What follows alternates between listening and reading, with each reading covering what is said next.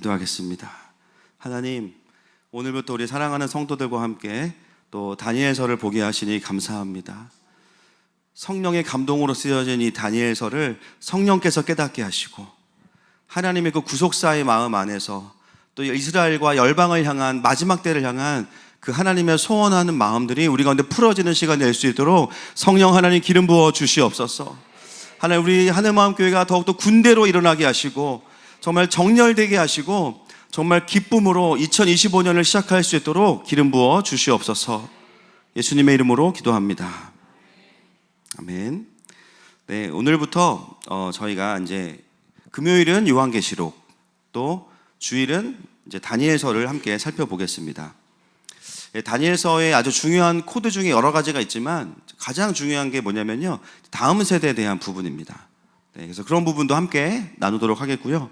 어제 킹덤스쿨 우리 이제 입학 설명회를 하면서 오신 분들 전부 다 은혜 받으셨어요. 야, 하나님께서 그동안 정말 많은 것들을 우리 공동체에 또 준비시켜 주셨고 귀한 선생님들을 세우셨구나. 그래서 부작용이 자꾸 부모님들이 입학을 하시겠다는 거예요.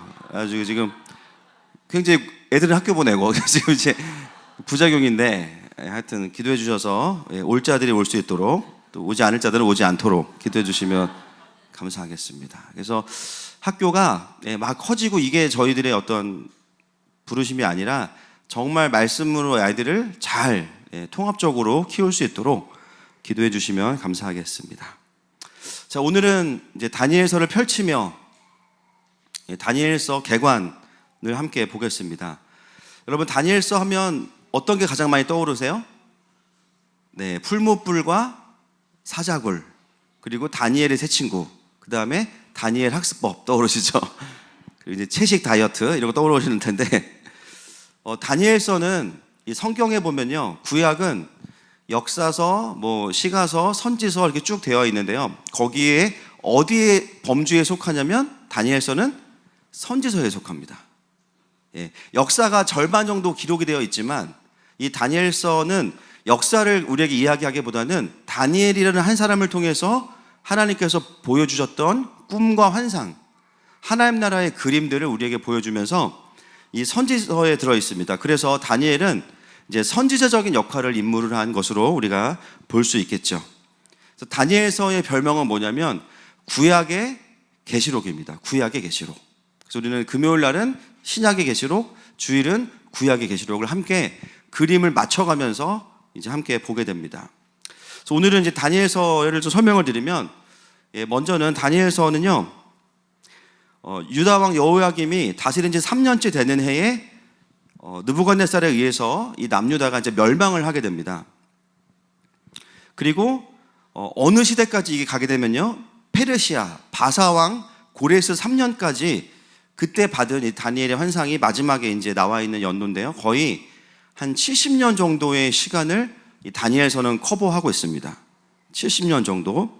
그래서 이걸 언제 기록했냐 보니까요, 그 고레스 3년이 지난 이후에 BC 536년부터 530년 사이에 기록된 것으로 추정을 하고 있습니다. 여러분, 공직 생활을 다니엘이 몇 년 동안 했냐면 70년. 나라가 거의 한 4번 바뀌었어요. 왕은 더 많이 바뀌었습니다. 근데 다니엘은 계속 그 자리에 있어요. 그죠? 그래서 정말 이 하나님께서 다니엘을 그 자리에 두셔서 하실 일이 있으셨다라는 것을 우리는 확인할 수 있습니다. 그래서 이 다니엘서를 보면요, 이스라엘의 그 바벨론 포로기의 시간 전체를 관통하면서 지냈던 인물이 바로 다니엘입니다. 어떻게 보면 이스라엘 백성들에게 이 바벨론 포로 기간은 굉장히 슬프고 또 하나님의 일하심이 없는 시간이라고 느껴질 수 있는 시간이죠. 우리가 하나님의 선택된 백성인데 왜 우리를 실패하게 하셨지? 왜 우리를 멸망당하게 하셨지? 왜 우리가 패배한 채로 하나님을 알지 못하는 바벨론의 포로가 돼서 그렇게 오랜 시간 동안을 포로로 지내게 하셨지?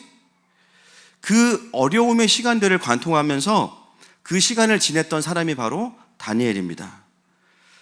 그래서 이 다니엘의 존재는요, 무엇을 이야기하냐면 여전히 그 시간 동안에도 하나님은 하나님의 일을 하셨다는 겁니다. 할렐루야. 하나님의 나라는 여전히 전진하고 있었다는 거예요. 하나님의 사람들이 여전히 존재했다는 겁니다. 그래서 그 열방에 여전히 말씀하시고 일하시는 하나님의 이야기가 다니엘서의 이야기입니다. 여러분, 하나님은 우리의 인생에도 동일한 하나님이십니다. 아멘이십니까? 때로는 내 눈에 안 보이고 안 들린 것 같고 멀리 계신 것 같아도요, 여전히 하나님은 내 삶 가운데 일하고 계셨어요. 때로는 내가 하나님께 나아가지 않아도 나를 향한 하나님의 마음을 받은 사람들을 내 주변에 두셔서 끊임없이 나를 위해 기도하게 하셨어요. 하나님, 우리 남편이 교회에 나오게 해주세요. 우리 자녀가 예수님 만나게 해주세요. 주님, 지금은 내 삶이 힘들지만 언젠가는 반드시 나를 향한 주님의 뜻이 이루어질 것입니다. 그 마음을 받아서 선지자적인 선포를 가지고 기도하는 하나님의 사람들을 내 주변에 두셨어요. 여러분, 그것이 바로 하나님의 사랑이 나타낸 바 되어진 것입니다. 그래서 하나님은 때로는 우리의 삶이 마치 바벨론 포로와 같은 시간을 보낼 때에도요, 여전히 선하신 하나님의 계획을 완성해 가십니다. 여러분, 그래서 우리는 낙심할 필요가 없는 것이죠. 대신에 뭘 해야 되냐? 낙심하지 않고 어디서 하나님께서 일하시는지를 찾아야 돼요. 어디에 하나님께서 말씀하시는지를 찾아야 됩니다. 그래서 어디에 지금 하나님의 마음과 뜻과 계획이 풀어지고 있는지를 찾아야 됩니다. 여러분, 저는 이 다니엘서를 우리가 이제 펼치면서 정말 하나님께서 이 열방을 향한 하나님의 계획을 풀어놓으실 거라면 기왕이면 하늘 마음에 풀어주소서. 할렐루야. 예, 우리가 교회 이름을 하늘 마음으로 지었잖아요.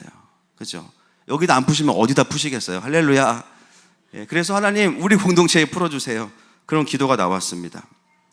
그래서 정말 여러분, 하나님의 백성들이 언제 영적으로 다시 일어나냐면요, 하나님께서 일하시네, 여전히 하나님의 일들을 하고 계시네, 그 이야기를 들을 때 마음이 막 일어나요. 제가 이번 주에 처음으로 이제 목포에 다녀왔어요.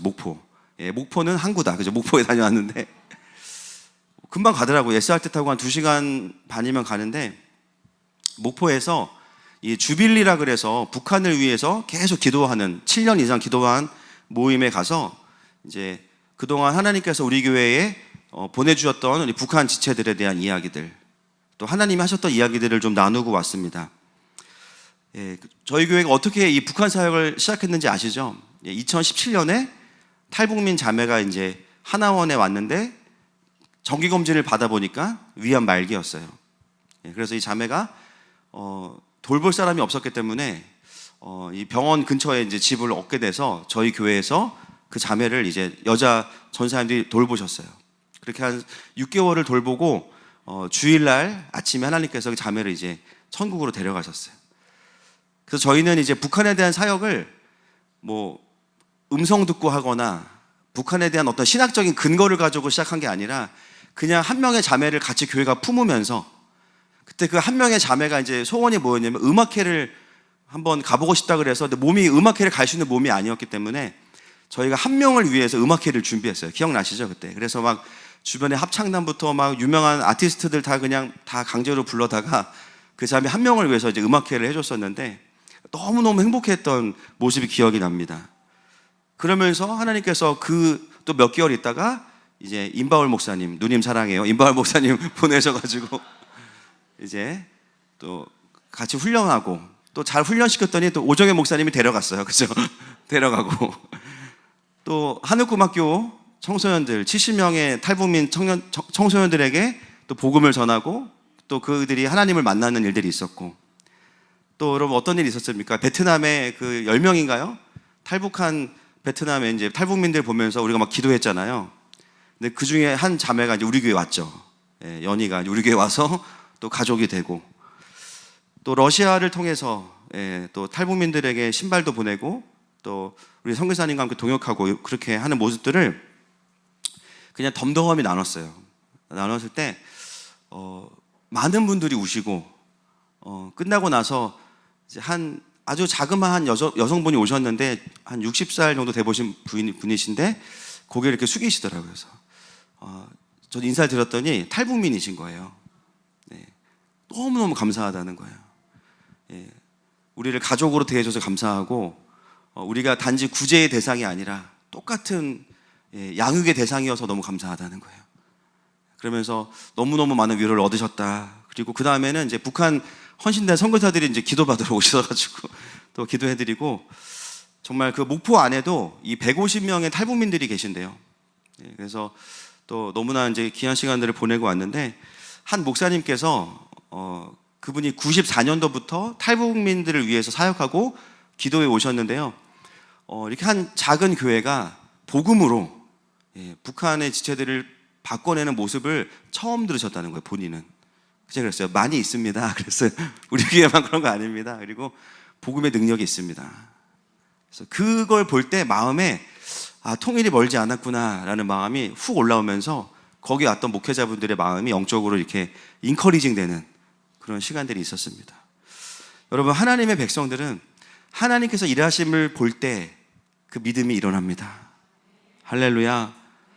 그래서 우리가 왜 증인된 삶을 살아야 돼요? 간증을 하는 거죠. 내 자랑이 아니라 하나님께서 일하신다. 그러면 믿음이 없던 나도 믿음이 생기는 거예요. 야, 누가 기도했는데 응답받았대. 그 말을 들으면서 나도 믿음이 생기는 거예요. 그래서 간증이라는 게 뭐예요? Do it again. 그것을 다시 행하라 라는 뜻이죠. 서로가 서로에게 끊임없이 하나님의 일하심을 이야기할 수 있는 공동체가 되기를 축복합니다. 다니엘의 존재는요, 그 존재 자체가 뭐냐면 하나님께서 침묵하고 계시는 것 같은 포로기에 그렇지 않았다라는 거예요. 하나님은 하나님의 일하심을 이어가고 계셨다라는 것을 우리에게 이야기하고 있습니다. 그래서 결국은 이 하나님의 제사장 나라로 부름받은 이스라엘이 무너져 있을 때에도요, 이스라엘과 열방을 향한 하나님의 나라는 전진하고 있었습니다. 자, 이 다니엘서의 저자는 누굴까요? 뭐 당연한 걸 물어보냐 대답을 안 하신 분. 다니엘이죠. 이게 누가 이거를 말씀하셨냐면 제일 확실한 분이 말씀하셨어요. 예수님께서 말씀하셨어요. 마태복음 24장 15절 말씀 보겠습니다. 시작. 그러므로 너희가 선지자 다니엘이 말한 바 멸망에 가증한 것이 거룩한 곳에 선 것을 보거든 읽는 자는 깨달을진저. 네, 이 말씀이 예수님께서 24장의 마지막 때를 말씀하시면서 하신 말씀인데, 멸망에 가증한 것이 거룩한 곳에 선 것을 보거든, 이 메시지가 다니엘서에 무려 3군데에 나와 있습니다. 이렇게 이거를 예수님께서 한 절로 종합해서 짧게 언급하시면서 뭐라고 말씀하셨냐면 선지자 다니엘이 말한 바 이렇게 말씀하셨어요. 다니엘서의 저자는 다니엘입니다. 그리고 그의 부르심은 선지자입니다. 왜요? 예수님이 말씀하셨으니까. 그래서 우리가 이제 저자는 다니엘이구나 라는 것을 알 수 있고요. 다니엘의 이름의 뜻 한번 따라하겠습니다. 하나님이 심판자이시다. 저는 이 다니엘서를 연구하면서 제일 궁금했던 게요, 다니엘서도 다니엘서지만 다니엘서 전에가 더 궁금했어요. 여러분 노래 중에 그런 노래 있죠. 어머님이 누구시니, 그런 노래 있죠. 네, 모르세요? 근데 찾아보세요. 네, 별로 영성에 도움은 안 됩니다. 그 박진영 씨 노래가 있어. 어머님이 누구시냐? 너 이렇게 예쁘냐? 이제 그 얘기인데, 저는 다니엘한테 묻고 싶어요. 어머님이 누구시니? 아버님이 누구시니? 무명의 부모님인데, 다니엘서의 주인공은 당연히 다니엘이죠. 근데 이 다니엘은요, 그냥 하늘에서 뚝 떨어진 게 아니에요. 믿음의 부모님을 통해서 양육된 열매입니다. 할렐루야. 그래서 만약에 다니엘이 부모님이 신앙이 안 좋은데 하나님을 깊이 만나서 변화됐다면, 다니엘은 자신의 이야기를 기록하면서 다니엘서 1장에 어떻게 회심했는지를 썼을 거예요. 다니엘은 그걸 기록하지 않습니다. 그건 뭐냐면 다니엘은 부모님께 배운 대로 그냥 살았던 거예요. 부모님께 배운 대로 하나님을 경외하면서 살았던 거예요. 이제는 부모님도 안 계시고 나의 신앙을 점검해줄 공동체도 없지만 율법을 안 지켜도 아무 문제가 없어요. 바벨론에 왔으니까. 그러나 아무도 없지만 여전히 살아계신 하나님을 경외했기 때문에 다니엘은 다니엘서의 역사들을 쓸 수 있는 하나님의 사람이 된 것입니다. 그래서 이 다니엘서는요, 반드시 믿음의 가정에 대한 도전을 전제하고 있습니다. 여러분, 우리가 이제 킹덤 스쿨이 내년부터 전일제로 이제 시작이 되는데요. 뭐 한 명이 오든 2명이 오든 사실은 그냥 기도하고 있어요. 하나님의 자녀들을 보내달라고. 중요한 것은 뭐냐면 얼마나 많은 아이들이 모이냐가 아니에요. 하나님의 부름받은 아이들이 와서 정말 다니엘과 같은 다음 세대가 일어날 것입니다.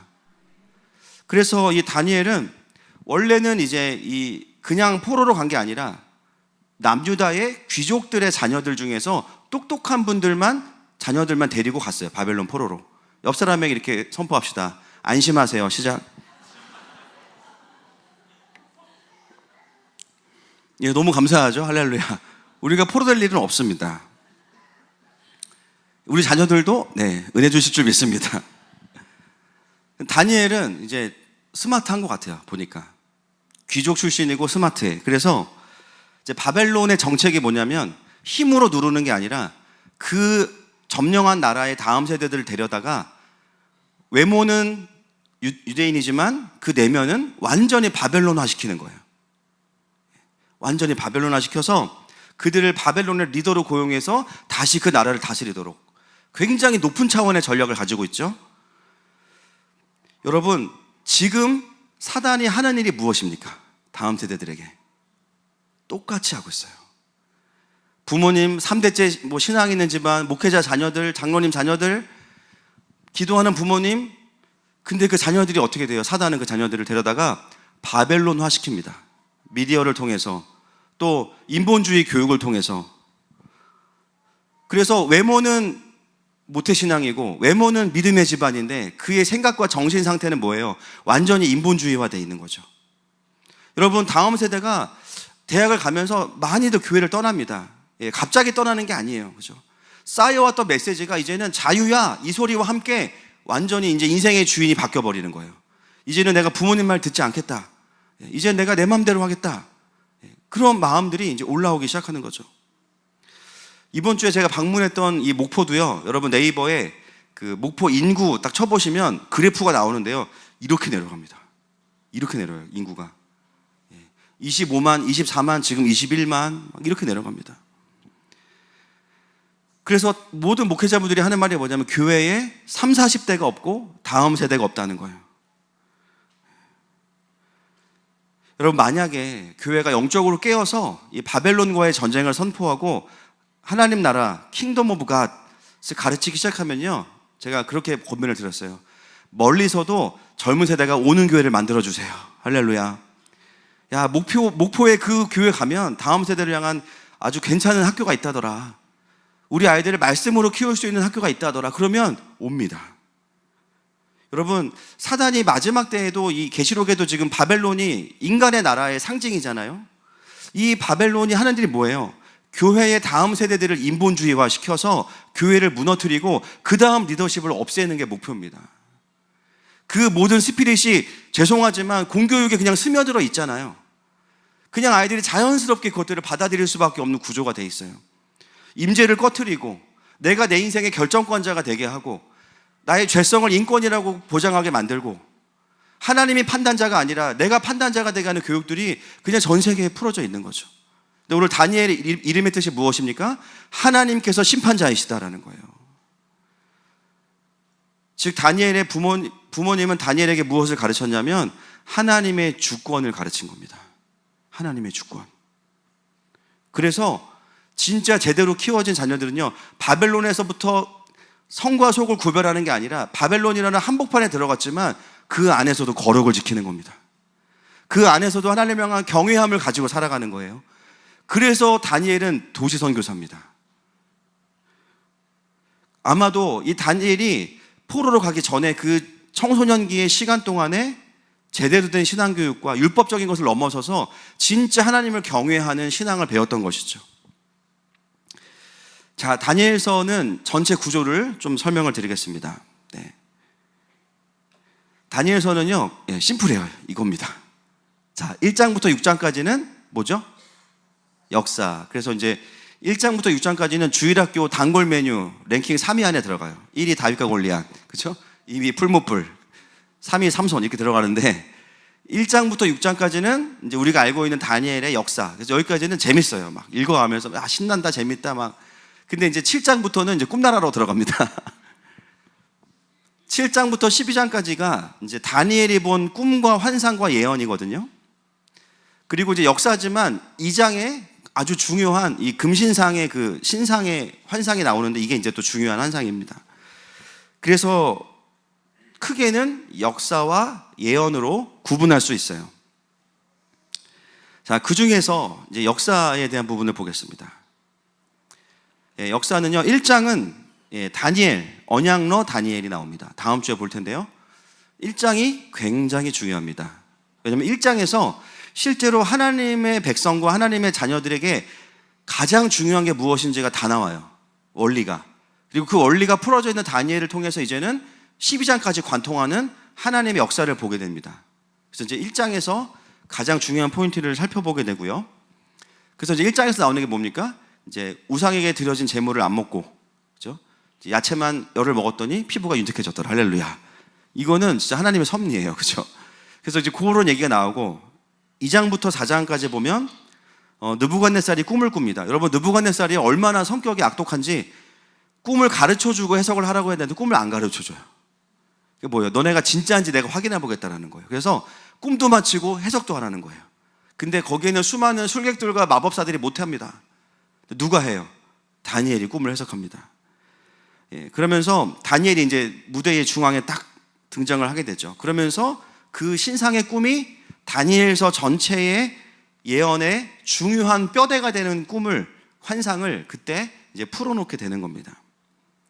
그래서 이제 꿈 하나 더 해석을 하고 이 4장에 가면은 4장의 마지막 결론을 보면요, 느부갓네살 왕이 하나님을 찬양합니다. 놀라운 것은 바벨론의 왕이 하나님을 찬양해요. 그러면서 그 성질이 포악하고 자기가 신이라고 생각했던 강대국의 왕이 다니엘을 통해서 일하시는 하나님을 보고 그 하나님을 경배하는 것으로 끝납니다. 그래서 다니엘서는 우리에게 무엇을 이야기하냐면 하나님만이 진짜 왕이시다라는 겁니다. 역사의 주관자는 하나님이시다. 그거를 도전하고 있는 거예요. 그 스토리를 읽는 이스라엘 백성들에게 자신들이 무너졌고 실패했다고 생각했던 그들에게 아니구나, 우리가 징계를 받는 거지 하나님은 여전히 하나님이시구나, 우리의 실패지 하나님의 실패가 아니구나, 이것을 깨닫게 된 겁니다. 자, 5장에서는 벨사살 왕이 나옵니다. 이 벨사살은요, 바벨론의 마지막 왕입니다. 느부갓네살이 죽고 나서 무려 4명의 왕들이 짧은 기간 동안 계속 바뀌어요. 뭐 에월 무로닥, 네리글리사르, 마르둑, 나보니두스. 그리고 나서 한 20여 년 동안의 왕이 바뀌고요. 마지막 왕이 누구냐면 이 벨사살 왕입니다. 여러분, 왕들이 자주 바뀌었다는 것은 뭐냐면 수많은 암투와 권력의 투쟁이 있었어요. 근데 놀라운 건 뭐냐면 다니엘은 계속 그 자리에 있어요. 그것이 우리에게 더 중요한 메시지가 되겠죠. 여러분, 이 세상의 리더들이 뭔가를 결정하고 우리의 인생을 뭔가 좌지우지할 것 같은데요, 여러분, 하나님이 여러분을 그 자리에 두시기로 결정하셨다면 그 뜻이 닿을 때까지는 아무도 못 건드립니다. 아멘이십니까? 그래서 하나님이 심판자시다, 하나님이 주권자시다라는 거예요. 그 벨사살 왕이 잔치를 벌였는데 갑자기 사람의 손가락들이 나타나서 왕궁의 벽에 글씨를 써요. 근데 주님이 바쁘시니까 글씨를 대충 쓰신 거야. 잘 못 읽겠어. 그래가지고 뭐 흘려 쓰셔가지고 이거 누가 이거를 읽을 수 있냐. 근데 갑자기 다니엘이 딱 나타나서 읽고 해석합니다. 근데 그날 밤에 이제 그 예언대로 벨사살 왕은 죽임을 당하고 바벨론은 거기서 멸망당해요. 그래서 그 다음 장에 바로 나오는 왕이 누구냐면 메대의 다리오 왕이 등장합니다. 결국 뭐예요? 나라가 바뀌었고 이제 왕이 바뀐 거예요. 새로운 나라가 시작이 되죠. 여러분, 모든 나라의 흥망성쇠 또한 하나님께 달려 있습니다. 아멘이시죠? 예. 우리가 막 뭐 미국 얼마 전에 대선 끝났는데 여러분 그 트럼프 얘기 들으셨죠? 그 연설하는 도중에 0.5초만 시간차가 있었어도 총을 맞았어요. 그렇죠? 근데 이렇게 연설하다가 뭘 보려고 딱 돌렸는데 갑자기 총알이 싹 지나간 거죠. 예. 그 대선 100일 전인가, 그죠? 뭐 트럼프를 좋아한다 안 좋아한다 그 말씀을 드리는 게 아니라, 예, 여러분, 모든 나라의 흥망성쇠와 주권자를 세우시는 분은 하나님이십니다. 중요한 거는 뭐냐면요, 그 주권자를 세우셔서 하나님의 뜻을 펼쳐가시는 분이 하나님이시라는 거예요. 그래서 그 주권이 펼쳐질 수 있도록 우리는 기도하고 선포하는 것이 하나님의 백성들의 역할이라는 거예요. 그래서 메대로 나라가 바뀌고 다리오 왕으로 바뀌게 됩니다. 그러면서 이제는 메대의 관리들이 법을 만들어요. 6장에 보면 그 법이 뭐냐면 이제부터는 왕을 제외한 다른 신에게 절을 하는 모든 사람들은 다 사자굴에 던지라는 겁니다. 다니엘이 어떻게 해요? 더 이제는 대놓고 경배를 합니다. 유튜브 실시간 틀어놓고 이제는 나는 경배하겠다. 그러니까 이제 창문 다 열어놓고 이제 경배하는 거예요. 바로 끌려갔죠. 그리고 이제 사자굴에 던져지고 그 입구를 돌로 막아버립니다. 그리고 밤새 다리오 왕은 이제 애걸복걸하는 겁니다. 다리오 왕이 다니엘을 되게 좋아했던 것 같아요. 필요하다고 생각했던 것 같아요. 그리고 다음날 갔더니 다니엘이 어때요? 왕이여 만수무강하소서 할렐루야. 사자를 다 잡아먹었어. 그래가지고 사자가 다니엘을 이기지 못한 거예요. 하나님이 지키신 거죠. 여기까지가 이제 6장까지 나오는 이 역사와 하나님 나라의 스토리가 되고요. 그 다음이 바로 이제 바사의 고레스, 페르시아의 고레스로 바뀌게 됩니다. 그래서 이 역사를 이제 우리가 관통하면서 이제 살펴볼 건 뭐냐면 이 스토리에 일하시는 하나님은 어떤 분이신지, 또 다니엘이 그 열려있는 하늘과 그 성령 충만함으로 어떻게 이것들을 뚫어가는지에 대해서 함께 살펴보면서 이 바벨론 시대를 이기는 성도의 모습은 어떠해야 되는가, 그것을 계시록과 함께 보도록 하겠습니다. 자, 7장부터는 예언입니다. 여러분 이거 어렵지 않습니다. 7장부터 12장까지는요 총 4가지의 환상입니다. 몇 가지요? 4가지. 7장 하나, 8장 하나, 9장 하나, 10장부터 12장까지 하나. 자, 다시 한번 7장 하나, 8장 하나, 9장 하나, 10장부터 12장까지 하나. 몇 가지요? 4가지. 끝난 거예요. 네, 4가지. 근데 이 환상은 이제 환상 안으로 들어가면 이제 진짜 졸음이 오실 텐데 이 환상이 다 해석이 가능합니다. 먼저는 이 다니엘서 2장에 보면 좀 뚱뚱하게 나오셨는데 이분이 죄송한데 다니엘서 2장에 이제 느부갓네살이 꾼 꿈에 나오는 이제 신상입니다. 이 신상의 모습은 머리는 금. 근데 이 금은 어떤 나라를 상징하냐면 바벨론을 상징하고요. 가슴의 은은 메대와 바사입니다. 그리고 배와 넓적다리는 놋, 동으로 되어 있는데 헬라를 상징하고, 종아리는 이제 쇠로 되어 있는데 로마를 상징하고요. 그 다음에 쇠 밑에 부분부터 흙으로 바뀌면서 발은 진흙인데, 이 진흙은 뭐냐면 로마 이후에 일어날 수많은 여러 나라들을 상징합니다. 이게 다 성경에 나와 있는 해석입니다. 다니엘이 하고 있는 해석이에요. 제가 임의로 하는 해석이 아니라. 그래서 왜 느부갓네살에게 하나님께서 이 꿈을 보여주시고 이것이 다니엘을 통해서 해석되었는가? 그냥 다니엘이 꿈을 잘 푸는 해몽가여서가 아니고요. 이 나라의 변천이 이제 앞으로 올 나라들을 하나님께서 미리 느부갓네살과 다니엘에게 보여주신 거예요. 이게 앞으로 일어날 시간표입니다. 그래서 7장부터 나오는 모든 4가지의 환상은요, 다 이 나라들을 상징하는 겁니다. 그래서 2장의 환상과 7장부터 12장의 환상은 같이 연결해서 보시면 되겠습니다. 자세한 거는 이제 각 장에 들어가서 확인을 하게 되고요. 하나님께서 다니엘에게만 이것을 해석할 수 있게 해주셨어요. 자, 7장, 이게 이제 전체적으로 금신상과 나머지 환상들이 어떻게 연결되어 있는지 보여드리는 거고, 예배가 마치면 제가 단톡방에 이 PPT를 그대로 올려드리겠습니다. 보시고 제가 까먹으면 저기 기어 목사님 올려주시면 좋을 것 같아요. 네.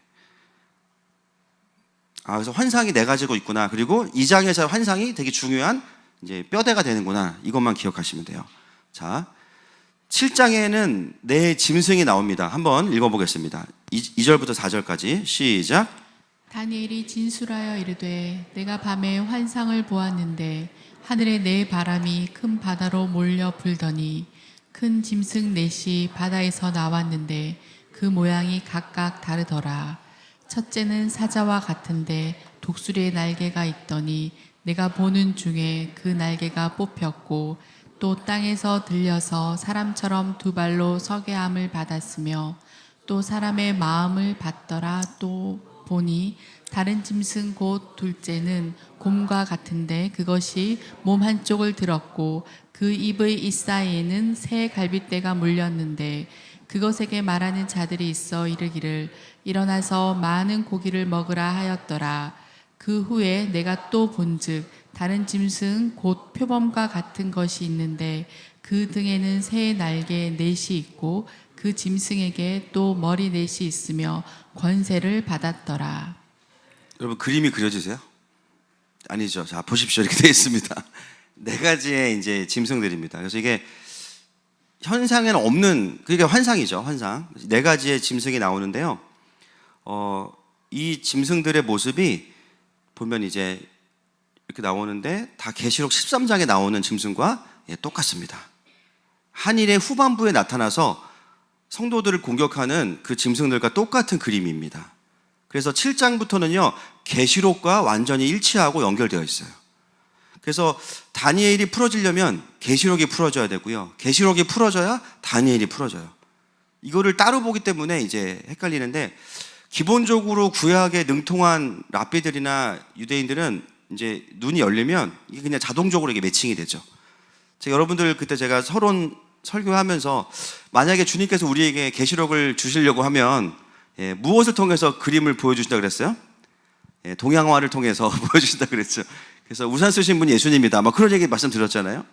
이미 유대인들에게는 이 다니엘의 그림이 다 들어와 있습니다. 네. 자, 그래서 다니엘이 본 환상을 이렇게 제가 그냥 일단은 개괄적으로 한눈에 볼 수 있도록 정리를 해드렸습니다. 환상에서 중요한 거는요, 이게 뭐냐 그게 중요한 게 아니라 제일 중요한 게 이거예요. 자, 지금부터 이제 가장 중요한 걸 말씀드릴게요. 이거를 알면 7장부터 12장까지는 이제 정리가 됩니다. 자, 항상 어떤 환상이 있고요, 그 환상은 계시록과 연결되어 있는데 그 환상에는 항상 어떤 한 인물이 등장해요. 인물. 7장에도 네 짐승 중에 10뿔 가진 넷째 짐승이 등장해서 무슨 일을 하냐? 성도와 싸워 이기고 괴롭게 하고 하나님을 말로 대적하고 때와 법을 고치고자 하고 이런 일들을 합니다. 그리고 순양과 순년소에서도 보면은 순염소가 등장해서 순양을 들이받습니다. 작은 뿔이 나오는데요, 이 작은 뿔이 하는 일이 뭐냐?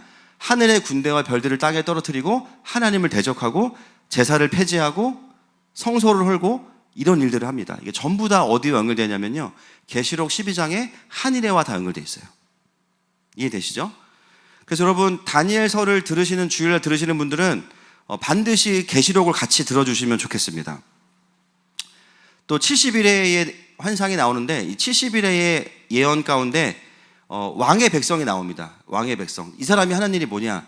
성읍과 성소를 무너뜨리고 일의 절반에 제사와 예물을 금지하고 포악하고 가증한 것이 성수에 서는 것, 언약을 배반하고 전쟁을 일으킵니다. 이게 이제 그 환상에 나오는 한 사람이 하는 역할이에요. 10장부터 12장도 마찬가지예요. 한 비천한 사람이 나와서 똑같이 하나님을 대적하는 일을 합니다. 역사를 보면요, 여기 나와 있는 이 사람들은 다 이제 설명을 드리겠지만, 예를 들면 헬라의 에피파네스나 로마의 디도스 장군, 이런 사람들이에요. 성소를 무너뜨리고 유대인들을 멸망시켰던. 1차적으로는 역사에서 이 역할을 했던 사람들이 각 나라의 왕들이나 장군들인데요, 다니엘은 그것만 말하는 게 아니에요. 결국 마지막 때에는 그 똑같은 역할을 하는 바벨론이 또 등장한다라는 겁니다. 여러분 다니엘서를 읽다가요, 헷갈리시는 부분이 계시록을 읽다가 헷갈리는 부분과 똑같습니다. 읽다 보면 로마의 디도 장군을 예언했는데 갑자기 거기서 어디로 가냐면요, 마지막 한 이래로 점프를 뛰어요. 자, 다니엘서 7장 12절 보겠습니다. 시작. 그 남은 짐승들은 그의 권세를 빼앗겼거나 그 생명은 보존되어 정한 시기가 이르기를 기다리게 되었더라. 심판이 시작되면 그는 권세를 빼앗기고 완전히 멸망할 것이요, 나라와 권세와 온 천하 나라들의 위세가 지극히 높으신 이의 거룩한 백성에게 붙임 바 되리니 그의 나라는 영원한 나라라. 모든 권세 있는 자들이 다 그를 섬기며 복종하리라. 자, 다니엘서 7장에서요, 넷째 짐승이 하는 하나님을 대적하는 이야기를 쭉 하다가 갑자기 정한 시기가 이르기를 기다리게 되었더라. 갑자기 때에 대한 이야기가 나오면서 그 다음 얘기는 뭐냐면요, 마지막 때 이야기를 하고 다니엘서 7장 26절 27절은 뭐냐면 계시록 20장 이후의 이야기입니다. 최후의 심판, 새하늘과 새 땅, 완전한 영원한 하나님의 나라가 이야기예요. 그래서 다니엘을 이해하기 어려웠던 게 뭐냐면 이게 역사 얘기야 갑자기 점프를 뛰어서 로마에서 마지막 때로 가버리고 헬라에서 마지막 때로 가버리는 거예요. 이해되시죠? 그래서 다니엘서를 읽다가 모든 환상들이 다 어떻게 끝나냐면 역사적인 한 인물, 하나님을 대적했던 인물을 예언하고 그 다음에는 마지막 때 이야기를 하고 그 다음 환상으로 넘어갑니다. 이 구조가 4개의 환상에 똑같은 패턴으로 나와 있어요. 그래서 뿔이 뭐냐, 뭐 짐승이 누구냐, 이거보다 더 중요한 거는 다니엘서의 예언이 말하고 있는 핵심은 역사 속에서 하나님을 대적하는 사람들이 계속 나올 거야. 근데 이게 마지막 때의 그림과 똑같은 거야. 그 이야기를 하고 있는 거죠. 지금 여기에 환상이 임했습니다. 보니까 지금 물음표 300개 보이는데 지금. 네. 여러분, 그래서 이번 주 숙제가 있어요. 다니엘을 한번 읽어오세요. 네, 그래서 어떤 분 6장까지만 읽고 그러지 마시고 시간이 없으면 7장부터 읽어오세요. 2장 한번 읽고 7장부터 12장까지. 그래서 1차적으로 역사 속에 있을 하나님을 대적하는 어떤 장군이나 왕이나 나라를 소개하고 그 다음에 마지막 때로 점프.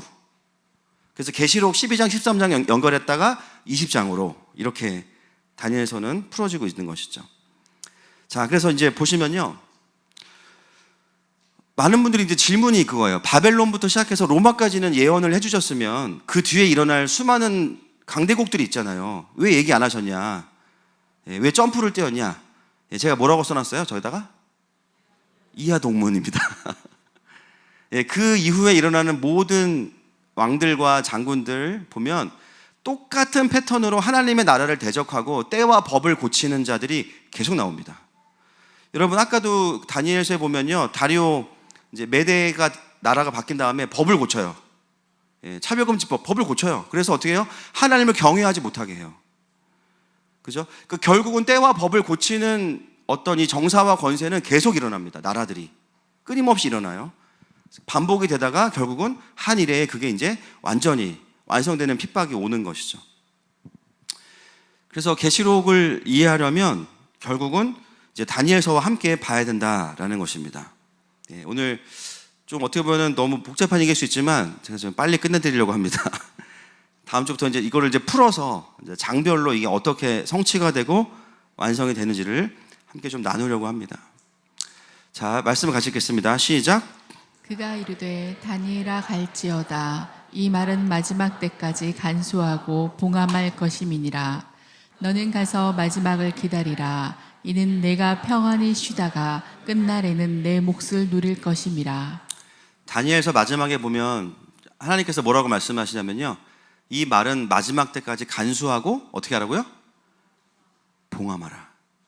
펼치지 마라. 왜요? 펼쳐도 이해가 안 되고요, 지금 일어나는 일이 아니기 때문에 무슨 의미인지 몰라요. 그죠? 근데 여러분, 이제는 마지막 때가 됐죠. 그래서 자, 계시록 10장부터 읽겠습니다. 시작. 하늘에서 나서 내게 들리던 음성이 또 내게 말하여 이르되 내가 가서 바다와 땅을 밟고 서 있는 천사의 손에 펴 놓인 두루마리를 가지라 하기로, 내가 천사에게 나아가 작은 두루마리를 달라 한즉 천사가 이르되 갖다 먹어버리라. 내 배에는 쓰나 내 입에는 꿀같이 달리라 하거늘, 내가 천사의 손에서 작은 두루마리를 갖다 먹어버리니 내 입에는 꿀같이 다나 먹은 후에 내 배에서는 쓰게 되더라. 그가 내게 말하기를 내가 많은 백성과 나라와 방언과 임금에게 다시 예언하여야 하리라 하더라. 아멘. 그 펼쳤던 책이요, 여기 보세요. 펴놓인 두루마리. 펴놓인 두루마리예요. 이제는 풀어진 거예요. 왜냐하면 역사가 완성이 됐고 사도 요한을 통해서 마지막 그림이 다 풀어진 겁니다. 그래서 10장에 가면 이 예언의 말씀을 사도 요한에게 먹으라고 하고요, 그것을 두 증인에게 전달하라고 해요. 그래서 여기서 이제 정말 강력한 증인의 사역이 나오는 겁니다. 그래서 다니엘서의 말씀은 그때는 봉함된 것이 맞지만 이제는 계시록과 함께 풀어져서 완성된 말씀으로 전달되어야 하는 것입니다. 같이 읽겠습니다. 시작.